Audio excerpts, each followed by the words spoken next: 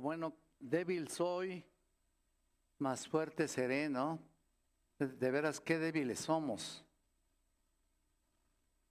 Qué débiles somos. Por eso es que cuánto hemos de clamar al Señor por que nos dé esa fortaleza, porque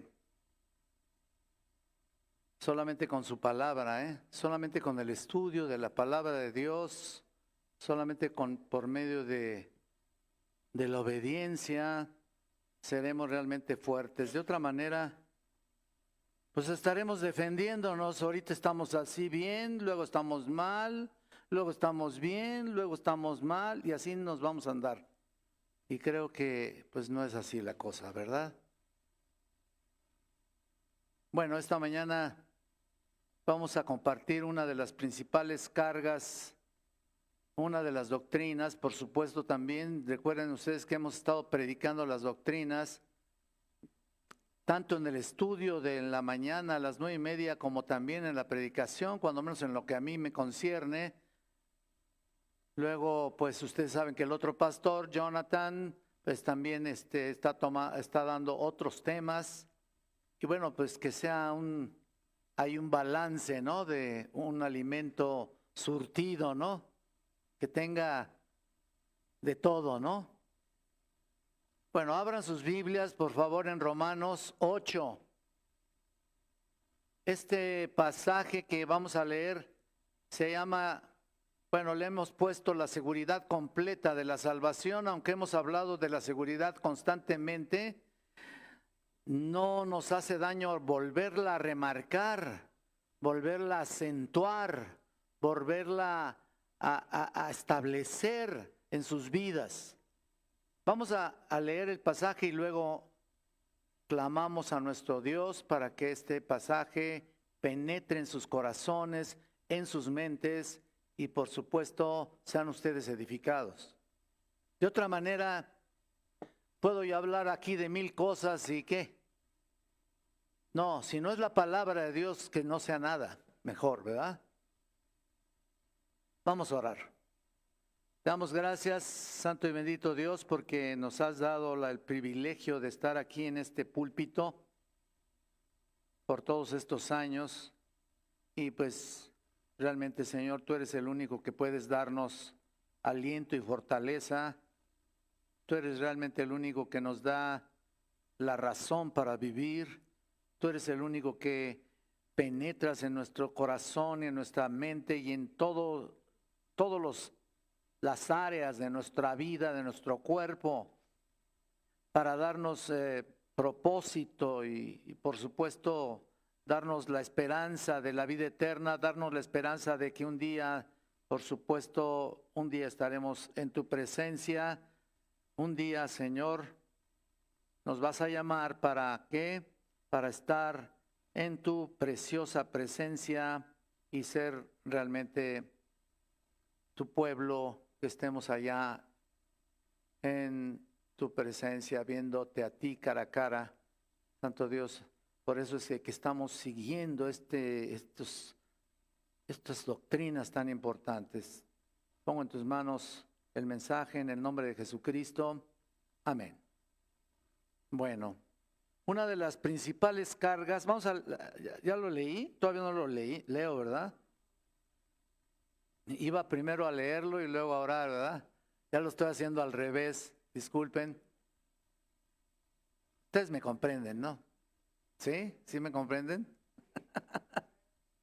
Bueno, muy bien, dice, y a los que predestinó, bueno, en el 31, versículo 31, ¿qué pues diremos a todo esto? Si Dios es por nosotros, ¿quién contra nosotros? El que no escatimó ni a su propio Hijo, sino que lo entregó por todos nosotros, ¿cómo no nos dará también con Él todas las cosas? Qué maravilla, ¿no? Puede ser una promesa, es una promesa maravillosa, pero luego lo vamos a estudiar, vamos a verlo, porque esta es una de las principales cosas que debemos hacer, explicar la palabra de Dios y ponerla en claro para todos ustedes. Porque miren, una de las principales cargas de nuestra iglesia y de un servidor es predicar las doctrinas que profesamos, que decimos tener.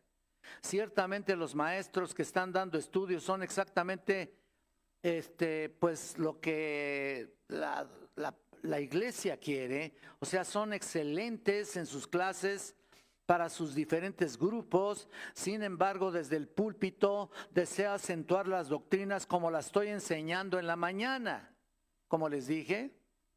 Y lo que pasa es de que muchos vienen de otras congregaciones o algunas otras congregaciones y por supuesto que son bienvenidos.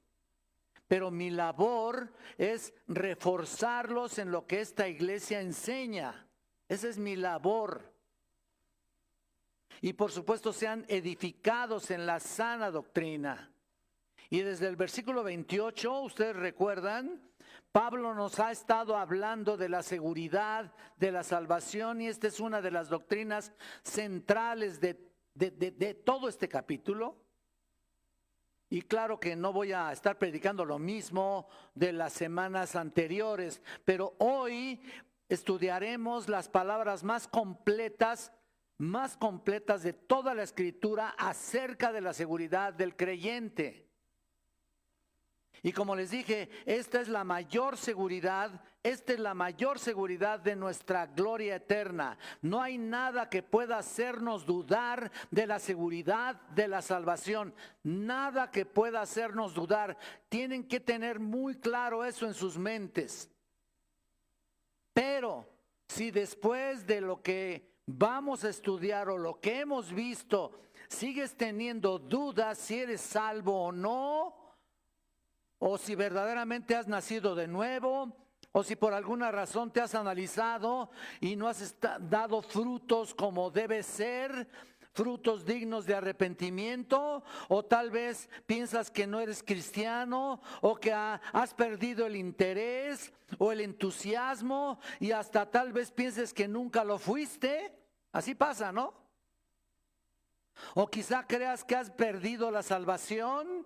Quiero decirte que después de escuchar lo siguiente, tú mismo te darás cuenta de que Dios ha trazado una escritura especial, una estructura, especial para ti, para mí, y que tiene que terminar todo lo que Dios comenzó. Él lo tiene que terminar, no lo deja a medias de ninguna manera, porque todo está canalizado para ser hechos conforme a la imagen de su Hijo. ¿Se acuerdan que veíamos esto en el versículo 29? Y todas las cosas van a ser parte de este propósito. Por eso dice, y a los que predestinó, a estos también llamó, y a los que llamó, a estos también justificó, y a los que justificó, a estos también glorificó. En el versículo 30, ¿no? Que lo vimos hace un ratito en el estudio, pero ese es el plan y el propósito de Dios para habernos elegido, para habernos llamado, para habernos justificado y por supuesto tiene el plan para llegar un día a ser glorificados. Tiene un plan para cada uno de nosotros, ¿no? Y les puedo decir que es distinto, no es distinto en la esencia, porque en realidad es un plan para todos los cristianos verdaderos, correcto. Pero sí, en estilo podríamos decir que va a ser un poco diferente. ¿Por qué? Porque vamos a dar cuentas de todo lo que hicimos, sea bueno o sea malo. Nadie se salva de esto, y no para condenarnos, definitivamente que no, sino para otorgarnos las coronas o los galardones que Él ha prometido. Y finalmente, pues vamos a llegar y a ponerlo al Señor en sus pies, punto. Pero lo más importante es llegar a ser la parte de este mensaje o de todos los que hemos dado, es tener la imagen de su Hijo. Esa es la idea. Y Él trabaja con esa finalidad en tu vida, en cada uno de ustedes, en mí. Llegar a tener la imagen de su Hijo. Ahora, tú podrás pensar que después de todo eso no hay nada más que decir. Mira, ¿qué va? De hecho, tú ves desde el versículo 31 hasta en adelante, hasta el 39, que termina el capítulo 8, hay una de las más grandiosas doxologías en toda la Escritura, ¿sabías? Ahí está, es una especie de himno de alabanza del 31, como les digo, hasta el 39, un tipo de alabanza que se habla aquí, es un canto de adoración. Ojalá le pusieran música aquí, Davidcito, aquí, Gibran, póngale música, algo. Sería maravilloso. Yo he visto que los salmos les ponen música, ¿no? Cantamos muchos salmos que les ponen música. Bueno, pues, ¿sabes qué? Esta es una doxología. Ese es un aspecto de adoración que todo cristiano puede hacer, que puede adorar con esto, ¿no? En este pasaje nos da una tremenda claridad a lo largo del capítulo y vamos a ver hoy en estas dos, tan solo en estos dos versículos que leímos, el 31 y el 32, dos puntos generales solamente por hoy. Número uno, la seguridad de la salvación, que aunque ya has oído ese término, pues con esto está concluyendo todo lo demás. Y número dos, el valor de la salvación en el versículo 32. Vamos a ver la seguridad de la salvación. Todo comienza en el 31, ahí es donde vamos a escudriñar un poco. Comienza con una pregunta. Checa y ten tu Biblia abierta. ¿Qué pues diremos a esto? ¿Qué pues, lo estás viendo? Es como si dijéramos, ¿cuál va a ser nuestra respuesta? O nuestra reacción sobre todo lo que se ha dicho. ¿Cuál va a ser? Respecto a nuestra seguridad. ¿Cómo actuamos? ¿Cómo respondemos? ¿Qué conclusión podemos sacar de estas verdades acerca de nuestra seguridad? Y también podemos preguntarnos cómo reaccionamos, qué decimos. Es como si pensáramos que algunas personas van a poner esto en tela de duda, ¿me entiendes? Y aunque no lo creas, hay quien todavía duda de su salvación, duda de su seguridad. Y Pablo sabe que habrá argumentos que se van a plantear y por eso responde a estas objeciones. Ahora bien, pienso que solo hay dos puntos, dos posibles formas hipotéticas, que quede eso bien claro, hipotéticas en que tu salvación pudiera perderse. Si vamos a pensar en algo así, tan terrible, que no existe, pero vamos a pensar en dos formas hipotéticas en que tu salvación pudiera perderse. Solo podría ocurrir en dos especulaciones o categorías o dos áreas que les voy a dar en las que podría supuestamente perderse la salvación. ¿Cómo será? Vas a decir, bueno, mira, número uno, cuando sea hecho por alguna influencia. Y número dos, cuando fuera hecho por alguna circunstancia. Eso es todo lo que se puede decir. No hay nada más que decir. Así que, ¿puede alguna persona hacer perder la salvación de alguien? Escucha, hacer perder la salvación de alguien, o puede alguna circunstancia hacer que perdamos nuestra salvación. Claro que no. No la hay, pero si las hubiera, esas son las dos únicas posibilidades. Recuerda que son solo hipótesis. Vamos a ver la primera, por alguna influencia. Número uno. Para comenzar, ¿te acuerdas que dice en Romanos 8:1, desde el 8:1, tú puedes ver aquí, ninguna condenación hay para los que están en Cristo Jesús. ¿Sí lo estás viendo? Entonces, no hay condenación. los que están en Cristo, no hay condenación, no hay juicio. ¿Correcto? ¿Sí o no? Correcto, amén, ¿verdad? Pero si vamos a especular que se pudiera perder por la influencia de alguien, podríamos pensar en Satanás. Bueno, mira, aunque no tiene la fuerza ni los elementos suficientes para hacer que una persona perdiera la salvación, vamos a suponer que pudiera ser Satanás, que pudiera hacernos caer de tal manera que arranque lo que fue sembrado. ¿Se acuerdan de esa parábola, no? Sembrado en un determinado momento, ¿no? Lo explicaremos luego. Y lo menciono porque eso es todo lo que tengo que elegir. Así que si piensas que puedes perder la salvación por la influencia de una persona, ya sea por un ser humano o Satanás, esos serían los únicos o algunos de los que podemos encontrar. Pero, ¿qué dice nuestro texto? Vamos mejor al texto, ¿no? ¿Qué pues diremos a esto? Si Dios es por nosotros, ¿te das cuenta? ¿Quién? Es como un absolutismo aquí. ¿Quién contra nosotros? La situación aquí es que Pablo solo está tratando el argumento porque ¿quién podrá estar en contra de nosotros y hacernos perder la salvación? Si Pablo se pusiera a pensar en algún momento en lo que ha escrito, otros pudieran ser supuestamente los judaizantes. ¿Te acuerdas? ¿No? Los judaizantes iban a Galacia y ¿sabes lo que hacían?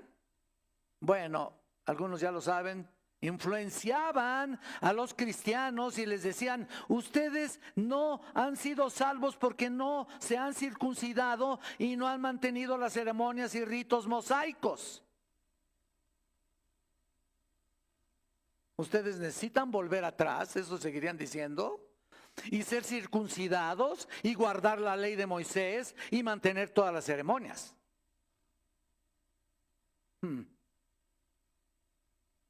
Y Pablo les dice: habiendo comenzado en el espíritu, ¿vais a terminar en la carne? En otras palabras, ¿cómo es posible que se hayan dejado influenciar por los judaizantes? ¿Cómo es posible? Terminar en la carne es como despreciar la gracia.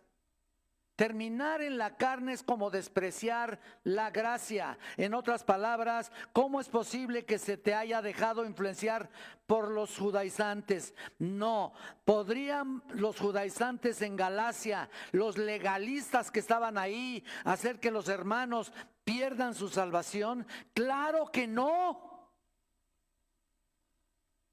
Pero los legalistas no dejan de insistir. Y estarán en acecho, ¿sabes con quiénes? Con los más débiles. Piénsalo por un momento. Con los más débiles. Y ahí está. ¿Qué hay con los falsos maestros que entraron a Corinto? ¿Te acuerdas? Y perturbaron la iglesia, enseñaron un evangelio falso. ¿Se acuerdan? Y aunque era un evangelio distinto, los corintios no aceptaron. Lo aceptaron. ¿Podrían alejarse del verdadero evangelio y poder de la salvación?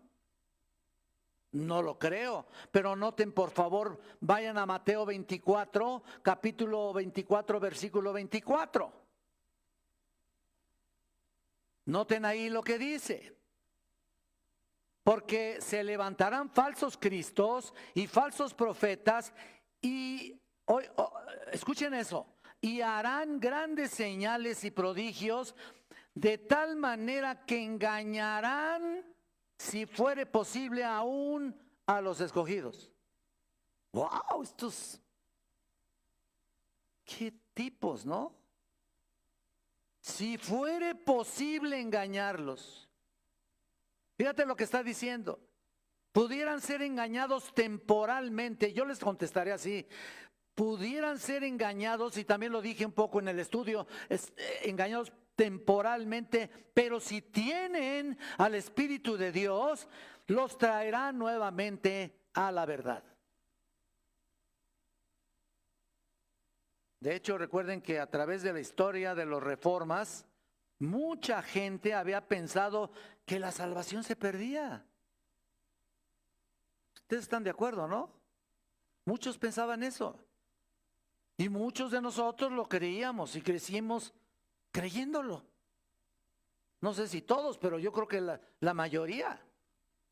Muchos estábamos apoyando el libre albedrío, ¿no es cierto? Mira, o la voluntad humana, la doctrina del arminianismo señala que los que son salvos pueden perder la salvación por no perseverar en la fe. Todo eso lo creíamos, ¿eh? Y nos parecíamos a las otras religiones que nunca han tenido, pero ni pizca de la seguridad de la salvación. Y por lo mismo pensaban que se puede perder en algún tipo de pecado mortal. ¿Sí te acuerdas más o menos, no? Bueno, ¿eso es cierto? ¿No es cierto? Bueno, eso es lo que cree la Iglesia Católica. Bueno, pero les digo una cosa, ni siquiera ellos saben cuál es el pecado mortal. Ni siquiera saben. ¿Y qué clase de iglesia cristiana el día de hoy está pensando en perder la salvación por medio de un pecado mortal? Cuando la iglesia se enfrenta a alguien con su pecado y si no se arrepiente, ¿qué hace la iglesia? La iglesia lo tiene que traer como un gentil, o sea, a platicar con él, y si no está aceptando lo que se le dice, entonces lo toma como gentil y publicano. Eso no es legalismo, es lo que dice la Escritura. ¿No es cierto? ¿Qué es eso? ¿Acaso la iglesia los lleva al punto de la pérdida de la salvación solo por tomarlo como gentil y publicano? Tampoco es así. No es verdad eso. Bueno, ¿y qué hay contigo? Si hay personas o grupos que te rodean y te influyen a cometer algún tipo de pecado perverso, serio, que hasta llega a ser tan grave que incluso estás pecando habitualmente, ¿qué pasa ahí? Mira, la parábola del sembrador, te voy a citar Mateo 13, acuérdate de él. Velo, ahí lo tienes, pero a lo mejor hasta lo tienes a la mano y no tenía nada que ver. Está bien que lo tengamos a la mano, ¿por qué no? Mateo 13, del 18 al 21, te lo voy a leer. Oíd pues vosotros la parábola del sembrador. Cuando alguno oye la palabra del reino y no la entiende, viene el malo y arrebata lo que fue sembrado en su corazón. Este es el que fue sembrado junto al camino. Versículo 20. Y el que fue sembrado en los pedregales, este es el que oye la palabra y al momento la recibe, escucha eso, la recibe con gozo. 21. Pero no tiene raíz en sí, sino que es de corta duración, pues al venir la aflicción, esto es clásico, al venir la aflicción o la persecución por causa de la palabra, luego tropieza. ¿Noten eso? ¿Qué significa todo esto? ¿Es realmente un desafío a Dios? Mira, porque lo que significa en realidad es que el evangelio nunca penetró en esas almas. De esa manera es fácil para el enemigo hacerla desaparecer o quitarla de ahí. ¿Por qué? Porque está en la superficie. Haz de cuenta que estuviera en la superficie del entendimiento. Todavía no penetra la semilla que se le predicó, que se le enseñó. ¿Me entienden? Porque no se estableció esa nueva semilla en el fondo realmente. Y todo esto es un reto para el plan y propósito y el poder de Dios. Porque si Dios planteó o planeó, mejor dicho, tu salvación, Él se propuso en su plan divino lograr que su palabra fuera sembrada y permaneciera en ti permanentemente. Valga el pleonasmo ahí. Y el nuevo nacimiento de Cristo fuera efectuado con toda seguridad. ¿Por qué? Porque Dios tiene el poder para llevar su plan hasta el final. Si comienza en ti, en algún momento, en un segundo, ¿no? Eso puede suceder en cualquier segundo, ¿eh? Él lo va a terminar haciéndolo lo que Él quiere hacer contigo y conmigo. ¿Por qué? Porque Él tiene el poder para hacerlo. Si ya tienes la semilla, Él tiene el poder para terminar todo el proceso. ¿Hasta dónde? ¿Hasta dónde? Hasta la gloria eterna. ¿Se dan cuenta? Si Dios es por nosotros, ¿quién en el mundo puede estar contra nosotros? ¿Quién? Si Dios en su presciencia, que significa, ya se los he dicho, la palabra presciencia significa un conocimiento anticipado de Él en tu vida. Si Dios en su presciencia, su predestinación, su llamado, su justificación y glorificación ha echado a andar el plan de redención en alguna persona, Él hará que se cumpla en su totalidad, que se cumpla y llegue hasta el final, hasta la meta. ¿Quién es más poderoso que Dios? Nadie, hermanos. Nadie. Desde luego que hay quien les gustaría separarse de Cristo, ¿no? Separarnos, ¿no? De Cristo. ¿Sí hay alguien que les gustaría separarnos de Cristo? ¿Que les gustaría? Que les gustaría, sí. No lo va a hacer, pero sí hay quien lo quisiera hacer. Algunos de ustedes tienen, por ejemplo, familiares inconversos, ¿no? Ahí están, los padres que se enojan porque su hijo se convirtió al cristianismo en Jesucristo, ¿no? Mira, señoras que vienen a los pies de Cristo y es señalada por toda la familia como infiel a su religión. Has traicionado la religión de tus sacrosantos padres, te dejaron. ¿No es cierto? ¿Miento? Ahí está. Incluso algunos de ustedes se han separado de su familia porque tal vez sus padres pretendieron de alguna manera sacarte de esas ideas locas. Sacarte de ahí. Y cortarte del cristianismo, ¿no es cierto? Un día le dijeron a mi esposa, ay, hijita, te lavaron el cerebro.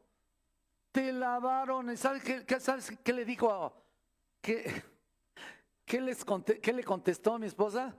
No, no digo quién porque, bueno, a lo mejor está aquí. Porque ya se convirtió. Ah, ¿verdad? Ah, ¿verdad? Amén, ¿no? Ay, te lavaron el cerebro. No, me lavaron toda. Me lavaron cerebro, corazón, estómago, intestinos, cuajo, todo lo que se puede. Todo me lavaron. Así. ¿Con quién? ¿Con jabón? Con la sangre preciosa de Cristo. Es lo más importante que hay en tu vida. ¿Y la descuidas? ¿Cómo está eso, Ahora mira, en segundo lugar vamos a ver otro aspecto en el que supuestamente pudiera, como ya dije, perderse la salvación. Por medio de las circunstancias. ¿A qué me refiero con esto? Bueno, algunos de ustedes están casados con un cónyuge inconverso, ¿no? Y tal vez ya empecé a oír los ups. Y tal vez estás ahí de una manera clandestina. A hurtadillas te vas a leer la Biblia por ahí. Espero que así sea, ¿eh? Digo, no que te hagas igual que él, porque pues ya estamos. Entonces, te vas de una manera clandestina. Y se sorprenderán cuando les diga que muchas mujeres que están en las iglesias y que pueden estar ahí conectadas, están casi de manera secreta. ¿Por qué? Porque está prohibido por sus maridos estar en Cristo. Y ellos estarían encantados de sacarlas de Cristo.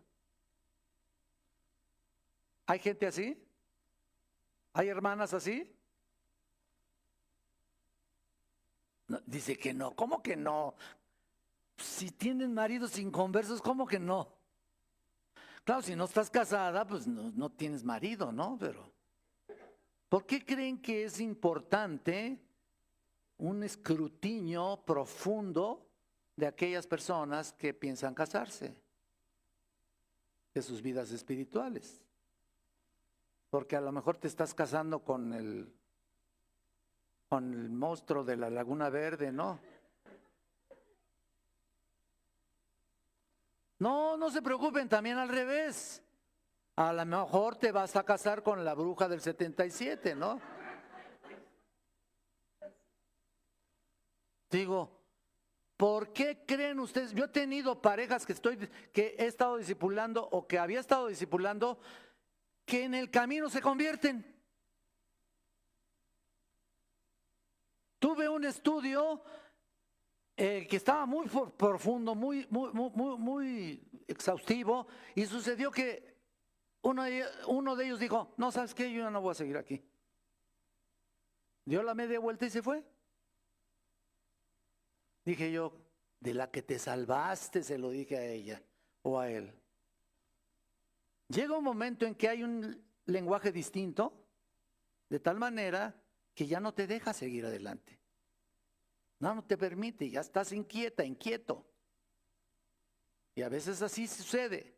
Y ellas quisieran sacarte de Cristo. Estoy convencido que, déjenme decirles, hay otros. Estoy convencido también de algunos profesores o de muchos profesores universitarios de este país que quisieran hacer todo lo posible para que algunos jóvenes cristianos se separen de Cristo. Estoy seguro, y a nuestra cultura les gustaría hacerlo. Además de que estoy seguro de que muchos están tratando de preparar algún tipo de inmoralidad para separarlos del Señor. ¿No es cierto? Por supuesto. Y quiero incluir también a muchos políticos, que estarían encantadísimos de quitar la libertad de creencias religiosas. ¿Sí o no? Y no tardan. De mí te vas a acordar. Bueno, del Señor mejor. No tardan. En nuestro país, quitar la libertad a los cristianos de seguir la verdad del Evangelio. Así que los legalistas quieren separarnos de Cristo, los falsos maestros quieren separarnos de Cristo, los políticos nos quieren separar de Cristo, las falsas religiones nos quieren separar de Cristo, incluso tus familiares inconversos y algunos amigos también entran en esa misma batalla. Ustedes recordarán que cuando Martín Lutero se enfrentó a los hombres, a algunos hombres, especialmente que tenían el objetivo de separarlo a él de Cristo. Querían que renunciara al Evangelio y renunciara a Cristo y que se retractara. Espero que te hayas visto la vida de Lutero. Ojalá tengas la oportunidad de investigarla, por favor. Y él dijo, a no ser que me lo demuestren con la palabra de Dios, no haré ningún cambio. Con la palabra. El escritor, un escritor escribió, Lutero dejó en el castillo de Wittenberg creyendo que era un llamado a la muerte.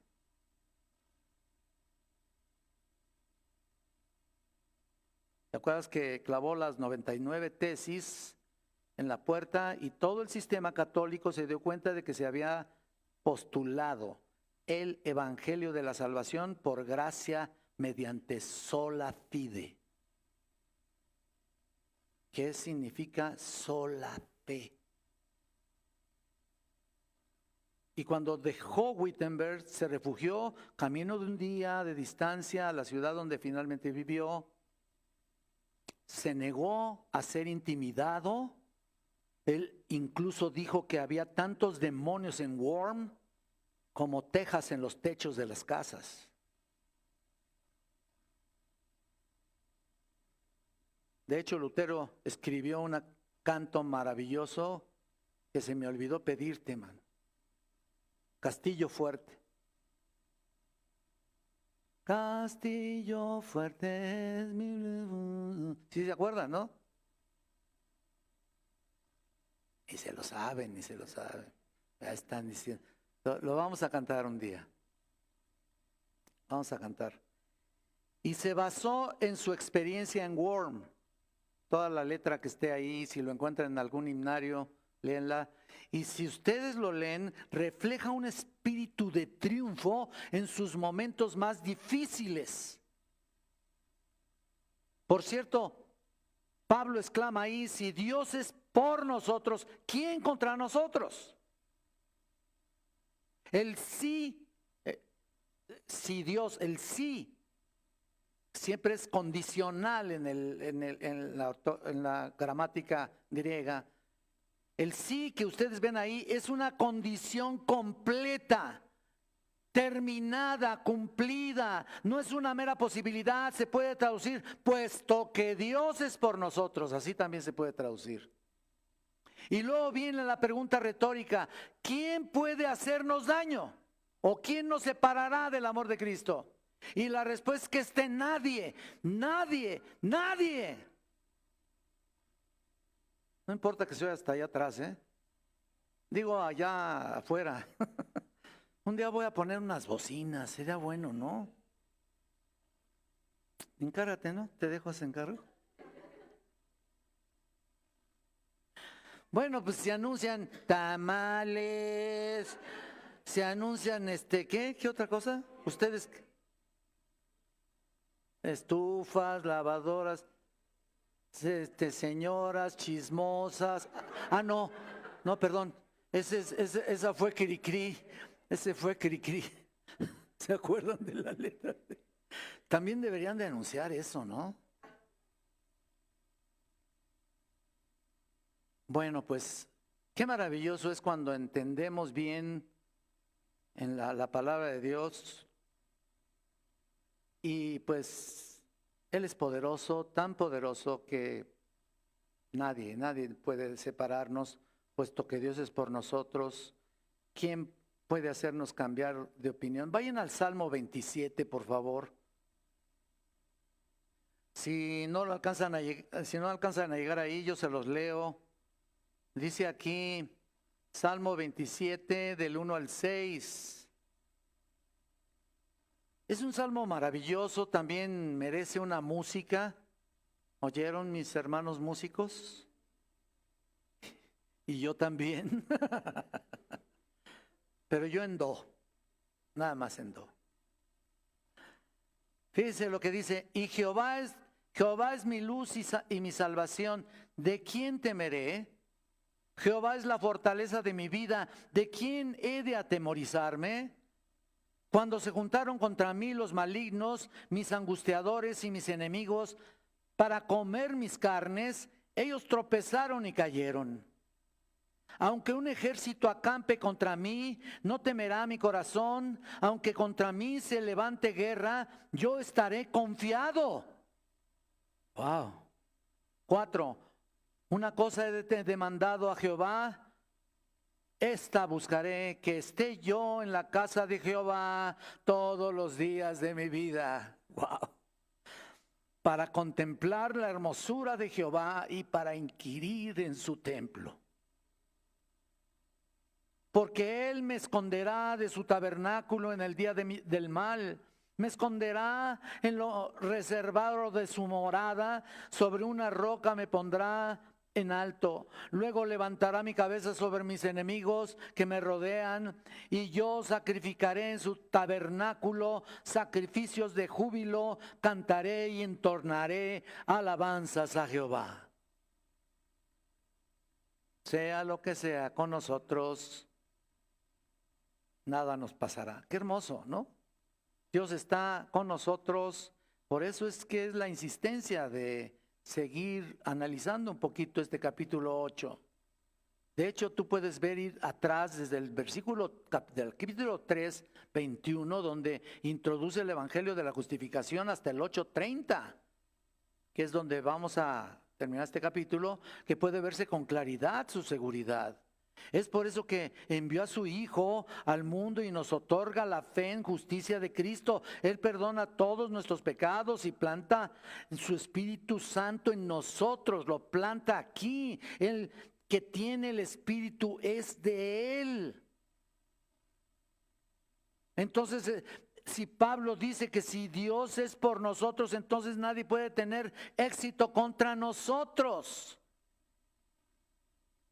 No hay nadie, ni los legalistas, ni los falsos maestros, ni los miembros del culto, ni los impíos de nuestro alrededor, ni siquiera nosotros mismos podemos alterar el propósito de Dios de ninguna manera, que nos escogió antes de la fundación del mundo en el conocimiento previo y ser predestinados para luego llamarnos y luego justificarnos y lleguemos a ser un día glorificados. Así estar siempre con el Señor. El Señor nos eligió para comenzar nuestra salvación y luego ¿qué? ¿Nos dejará la suerte? No, sino que nos llevará hasta el final para pasar y a pesar de lo que hagamos. No hay nadie, ningún trabajo es suficiente y poderoso contra nosotros. Ahora vamos a ver el segundo lugar. Ya vimos el primero, apenas vimos el primero. Obviamente no quiero pasarme aquí porque comencé a las 11:22. Yo aquí estaba viendo, son las 12:01. Entonces ya llevamos 40 minutos. Vamos a ver esto rápidamente, versículo 32. Este es el valor de la salvación. El que no escatimó a su propio Hijo, sino que lo entregó por todos nosotros, ¿cómo no nos dará también con Él todas las cosas? Noten ahí que no solamente vemos el valor de la salvación, sino que la respuesta a la anterior pregunta del 31. ¿Y por qué es la respuesta? Escucha, la simple expresión de este versículo 32 nos da la respuesta. Tengo una nota del pastor MacArthur que quisiera mencionar rápidamente.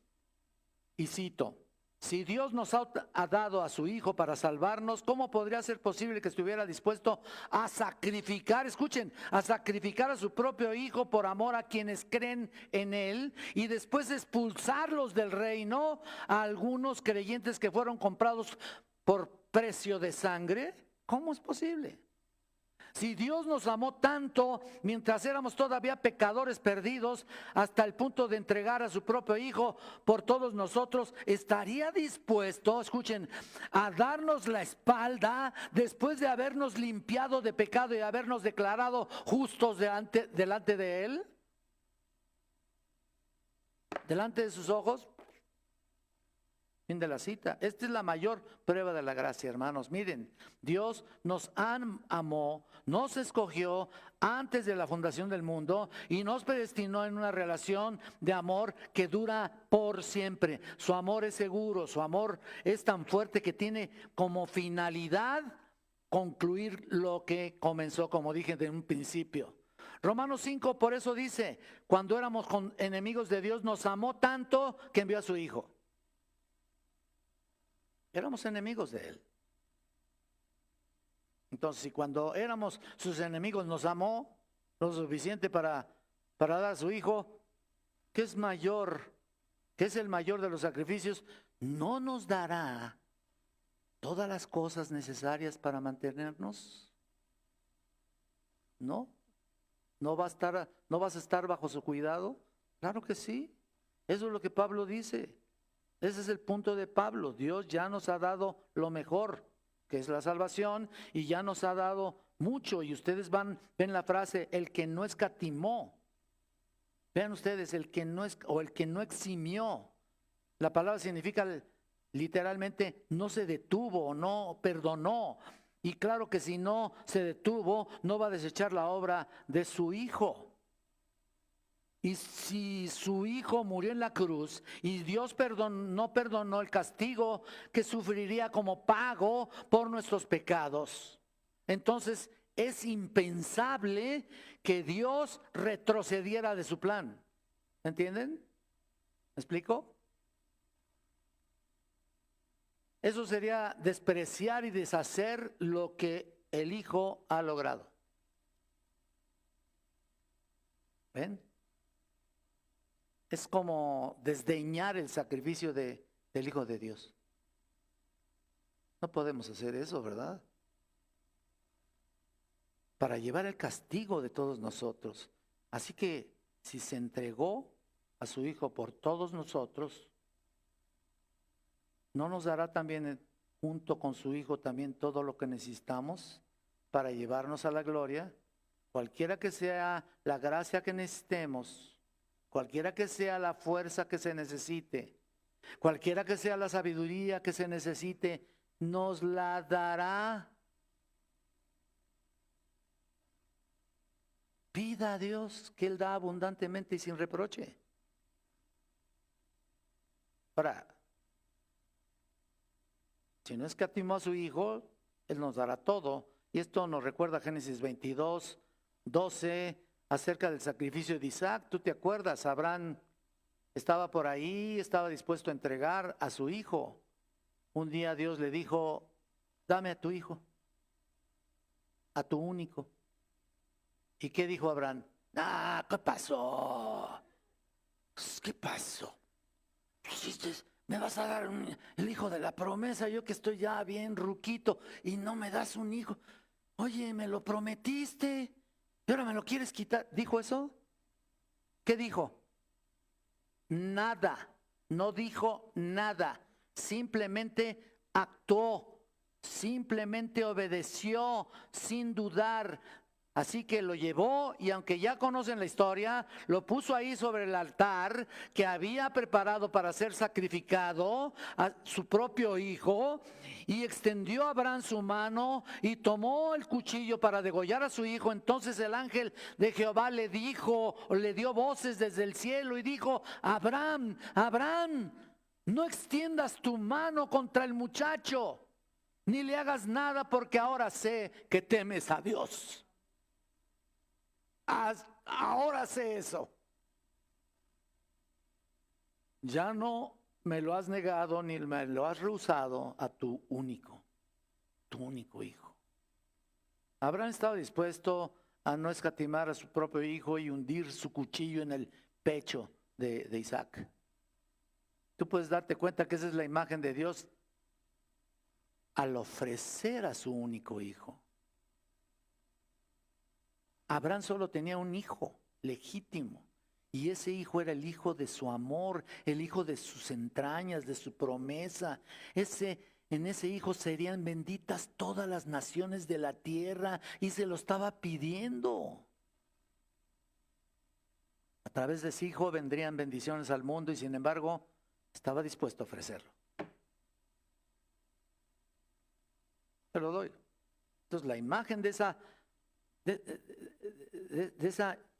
foto increíble de la disposición de Isaac para ser sacrificado es una prefigura de la disposición de Cristo para ir a la cruz. Así que la imagen es un contraste de la buena disposición de Abraham para ofrecer a Isaac. Sin embargo, es una débil analogía en comparación con la voluntad de Dios al dar a su Hijo Jesucristo en sacrificio, ¿me entienden? Pero además Dios no perdonó, no eximió a su Hijo como perdonó a Isaac, ¿no? O sea, sí sacrificó a su único hijo, ¿no? Él llevó todo lo que dice Isaías 53, llevó nuestras enfermedades, Él sufrió nuestros dolores, lo tuvimos abatido, azotado, perdonen, a lo mejor no lo estoy diciendo así, pero ustedes entienden ese capítulo 53 que dice así, más o menos así, ¿no? Lo dije parafraseadamente, pero ciertamente vale la pena leerlo así rápidamente. Despreciado, Él llevó nuestras enfermedades, y sufrió nuestros dolores y le tuvimos por azotado, por herido de Dios y abatido. Mas Él herido fue por nuestras rebeliones, molido por nuestros pecados, el castigo de nuestra paz fue sobre Él y por su llaga fuimos nosotros curados.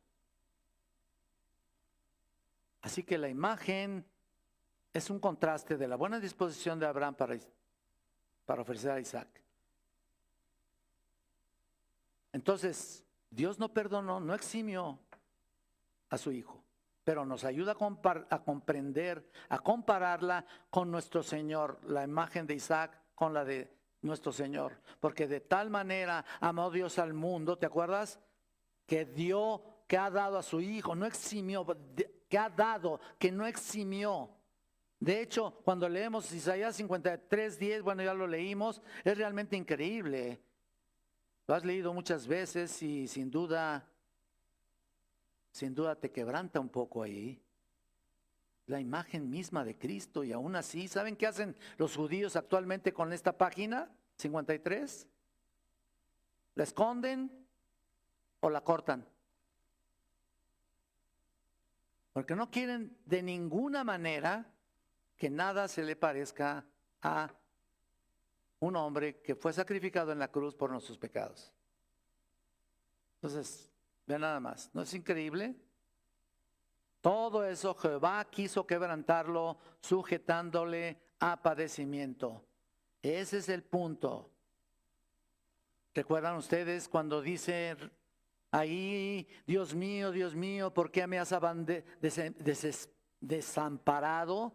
Mira nada más, trata a su hijo como si hubiera cometido todos los pecados de todos los que le habrían de ser salvos a través de la historia de la humanidad. Lo he repetido también muchas veces. Así que si piensas quién entregó a Jesús, no podrías decir que fue Judas cuando recibió las 30 monedas. No, tampoco podrías decir que fue Pilato o los judíos por envidia. No, aunque fue culpa de ellos en realidad, sino el Padre lo entregó por todos nosotros.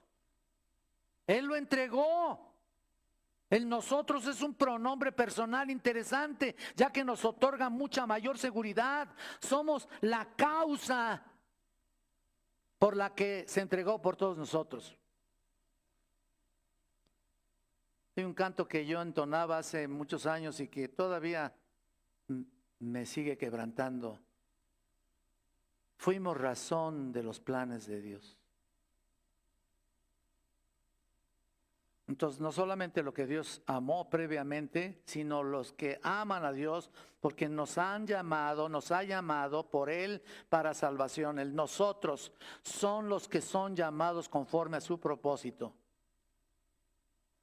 No solo por eso, sino que Dios concluye en el versículo 32, entonces, si lo entregó por todos nosotros, ¿cómo no nos dará también con Él todas las cosas? La frase dará también es la traducción chorizomai, que significa conceder gratuitamente o por gracia. Y cuando termina la oración todas las cosas, aquí ya terminamos, no significa que todo absolutamente lo que pedimos está obligado el Señor a dárnoslo, ¿eh? Muchos lo creyeron así, pero no es así. No. Todas las cosas se relacionan con el versículo 28. Totalmente. Y se compara con todas las cosas que trabajan juntas, les ayudan para bien. O sea, Él dará a ti y a mí todas las cosas que pertenecen a la vida y a la piedad. En otras palabras, tu vida tiene que ser un reflejo de Cristo. Tu vida tiene que ser un reflejo de la santidad que Cristo ya te ha otorgado. Tu obediencia es la que los demás van a ver. Aún aunque no les hables del evangelio, tienen que verte diferente. Lo decía yo en mi clase.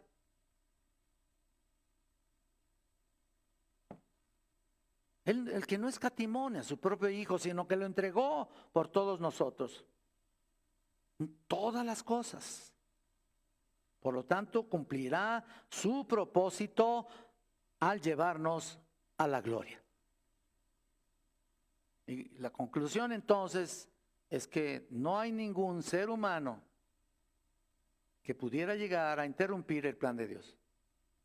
Nadie. Y con más razón con los creyentes. No hay poder humano ni espiritual que pueda separarnos del amor de Dios y anular nuestra salvación. No la hay, pero por favor, no abusemos de eso. ¿Y por qué lo digo? Porque si estamos seguros, creemos que podemos hacer todo lo que queramos. No es así. No podemos hacer todo lo que queramos. No, que en Cristo hay libertad. A ver, momento. Tú puedes hacer todas las cosas que pertenecen a la vida y a la piedad. Ya se los dije. Por tal motivo, entonces, la libertad que tenemos en Cristo es para hacer las cosas que a Él le agradan. Y en segundo lugar, para obedecerle todo el tiempo y para dar testimonio de su verdad, para vivir de acuerdo a sus benditos planes para nosotros. Todas las cosas de la vida, cubrirlas con bendición espiritual y poder. Todas esas cosas trabajan juntas para glorificar el nombre de Cristo. Eso es lo más importante.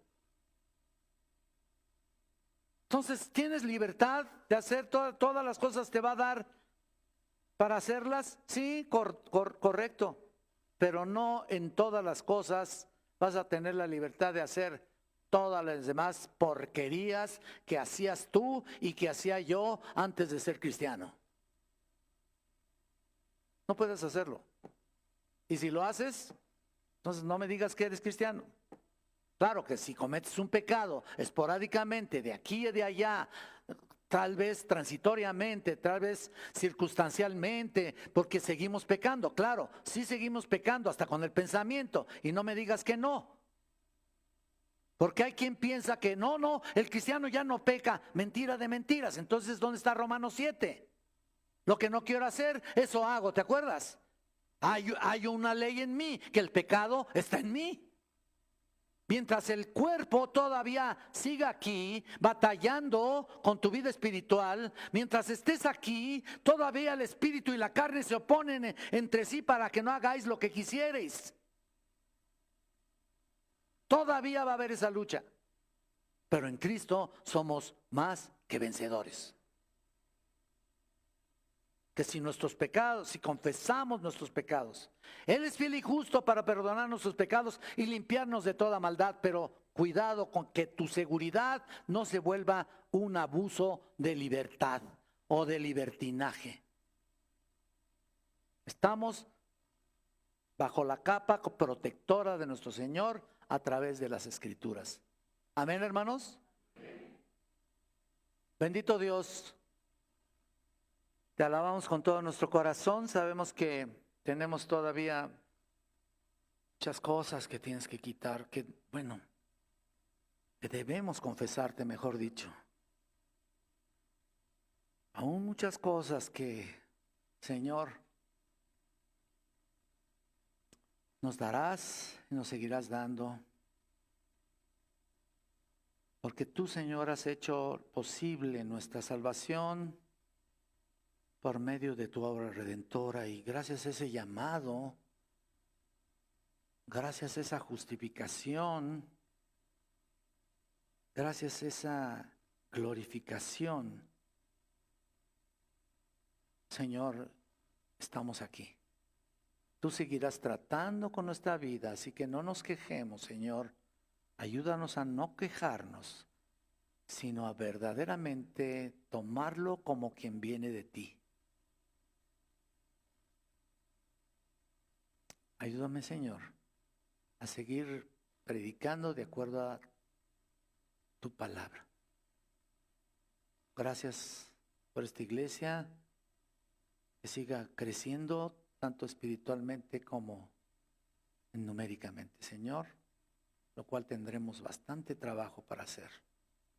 Pongo en tus manos a todos mis hermanos para que se multipliquen en otros, para que lleven a otros a los pies de Cristo. Porque te lo pido en nombre de Cristo Jesús. Amén. Dios les bendiga, hermanos. No se vayan todavía.